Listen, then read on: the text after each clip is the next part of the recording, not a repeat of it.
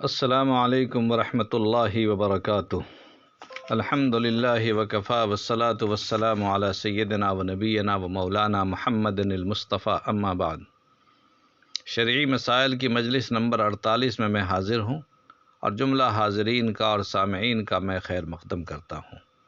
آج کا پہلا سوال ہے کہ جعلی سرٹیفکیٹ بنا کر یا بنوا کر جو لوگ کمپنیوں میں یا اداروں میں نوکریاں حاصل کرتے ہیں اور پھر اس سے پیسے کماتے ہیں، نوکریاں حاصل کرنے کا کیا حکم ہے اور اس سے حاصل شدہ آمدنی اور پیسوں کا جو تنخواہیں ملتی ہیں ان کا کیا حکم ہے؟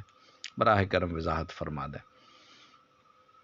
جواب یہ ہے کہ جعلی سرٹیفکیٹ بنا کر کمپنیوں میں یا اداروں میں نوکری حاصل کرنا یہ سراسر جھوٹ ہے، دھوکہ دہی، خیانت کا ارتکاب کی وجہ سے شرعاً ناجائز ہے۔ لہذا اس طرح دھوکہ دہی اور خیانت کر کے نوکری حاصل کرنے سے اجتناب کرنا لازم ہے۔ البتہ اگر جعلی سرٹیفکیٹ بنانے والا شخص فی الواقع نوکری کرنے کا اور اس ملازمت کا اہل ہو، اس میں پوری صلاحیت موجود ہو اور بحسن و خوبی ادارے کی اور کمپنی کی مفوضہ تمام ذمہ داریوں کو ادا کر سکتا ہو اور کرتا ہو، اور مقررہ وقت پر جا کر ملازمت میں حاضر ہو کر کمپنی کے کاموں کو انجام دیتا ہو، تو ایسی ملازمت اور ایسی نوکری کے بدلے میں حاصل ہونے والی تنخواہ جائز اور حلال ہوگی، اس لیے کہ یہ اجرت اس کے عمل کے مقابلے میں، عمل کے بدلے میں حاصل ہوئی ہے۔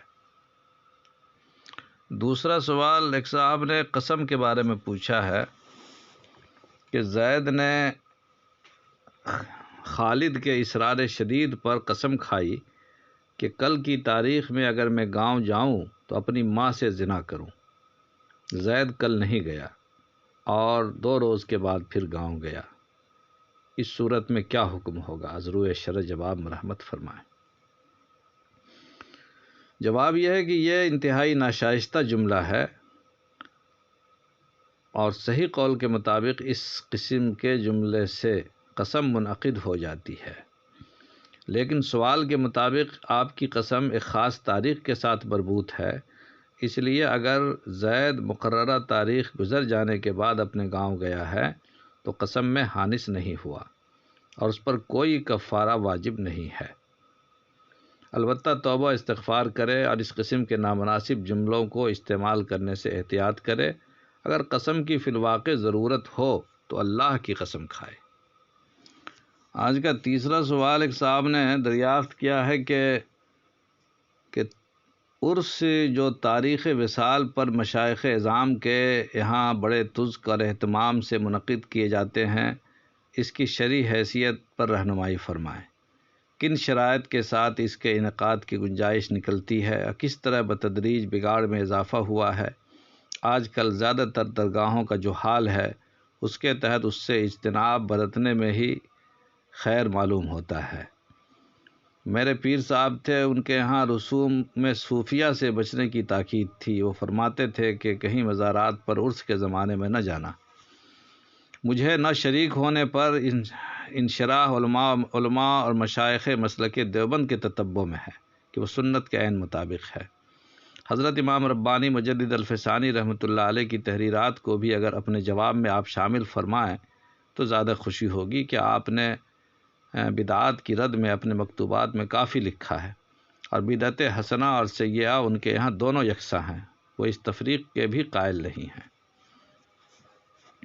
جواب یہ ہے کہ اس باب میں علماء دیوبند کا ذوق یقینی طور پر حضرت مجدد الفسانی رحمۃ اللہ علیہ کے مسلک کے مطابق ہے، اور تجدید کا جو طریقہ کار حضرت مجدد الفسانی رحمۃ اللہ علیہ نے شروع فرمایا تھا، علماء دیوبند کی فکری و علمی و عملی جد و جہد اسی کا ایک تسلسل ہے۔ علماء دیوبند کے نزدیک مزارات پر ہونے والے اعراس و خرافات کی شریعت میں کوئی گنجائش نہیں ہے اور سراسر بدعت سیئہ ہے، اور اصطلاحی طور پر بدعت سیئہ ہی بدعت ہے اور تمام تر مذمتوں اور وعیدات کی یہی مستحق ہے۔ کسی نئے دینی کام یا طریق کو جو بدعت حسنہ کہا جاتا ہے وہ محض لغوی معنی میں ہے۔ بدعت کے معنی ہے نئی چیز ایجاد کرنا۔ مثلا نئے فقہی مسائل کے حل کے لیے موجودہ زمانے میں سیمیناروں اور اجتماعات کا طریقہ رائج ہو گیا ہے جو عہد صحابہ میں نہیں تھا، تو لغوی طور پر یہ بدعت حسنہ ہے، مگر یہ مستحق مذمت نہیں ہے بلکہ اچھی چیز ہے اور اس کی روح موجود ہے پچھلے زمانوں میں۔ اور اسی معنی میں حضرت عمر رضی اللہ تعالیٰ عنہ نے جماعت تراویح کے لیے بدعت کا لفظ استعمال فرمایا تھا۔ اس لیے آج درگاہوں اور خانقاہوں میں وفات کی مناسبت سے جو تقریبات فاتحہ وغیرہ منعقد ہوتی ہیں وہ سب کی سب ممنوعہ بدعات و خرافات کے دائرے میں داخل ہیں، اور موجودہ زمانے میں جس طرح ان کو دنیا کمانے کا اور عیش پرستی کا وسیلہ بنا لیا گیا ہے، سدن للباب، بشرط اور بلا شرط ہر صورت میں یہ چیزیں بدعت میں داخل ہیں۔ جو آج بظاہر چھوٹی اور معصوم بدعت نظر آ رہی ہے، کل وہی بدعت شنیعہ میں تبدیل ہو جائے گی۔ اس لیے حضرت مجدد الف ثانی رحمۃ اللہ علیہ کے نام لیواؤں کے لیے خاص طور پر ان چیزوں سے ہر ممکن احتیاط لازم ہے۔ اسی کے ساتھ آج کی مجلس تمام ہوتی ہے۔ واللہ عالم بالصواب۔